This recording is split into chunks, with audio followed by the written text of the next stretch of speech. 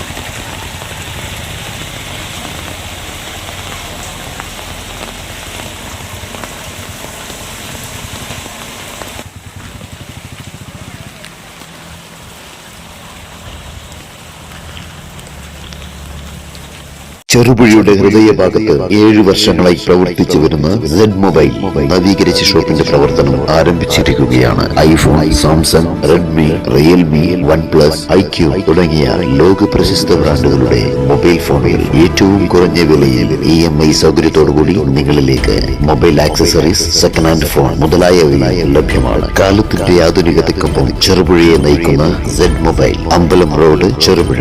Phone 92077577.